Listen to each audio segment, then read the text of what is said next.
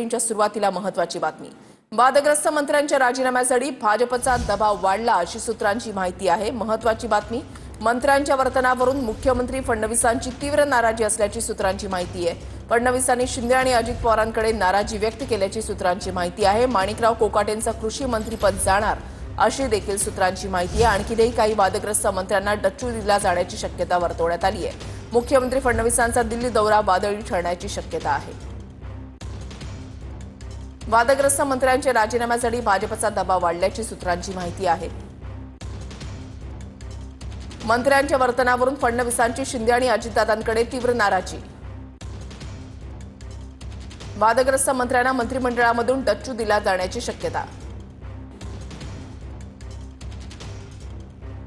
मुख्यमंत्री फडणवीसांच्या दिल्लीमध्ये वरिष्ठ नेत्यांसोबत गाठीभेटी। माणिकराव कोकाटे यांच्याकडून कृषी खातं काढून घेतलं जाणार अशी सूत्रांची माहिती आहे। माणिकराव कोकाट्यांना मदत आणि पुनर्वसन खातं दिलं जाणार अशी सूत्रांची माहिती आहे। माणिकराव कोकाटेंकडे असलेलं कृषी खातं राष्ट्रवादीच्या मकरंद पाटलांकडे जाणार असल्याची सूत्रांची माहिती आहे। मुख्यमंत्री फडणवीसांचा दिल्ली दौरा वादळी ठरण्याची शक्यता आहे। माणिक कोकाटे यांना राजीनामा द्यावा लागेल किंवा त्यांना काढावा लागेल।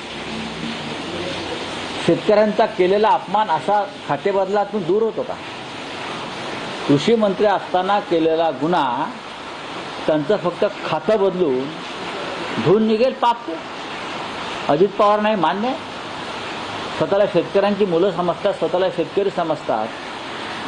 आणि माणिक कोकाटे असतील, संजय शिरसाट असतील, योगेश कदम असतील, संजय राठोड असतील, हे असे सगळे नमुने आपण मंत्रिमंडळामध्ये घेतलेले आहात। राज्य कसं चालवताय तुम्ही?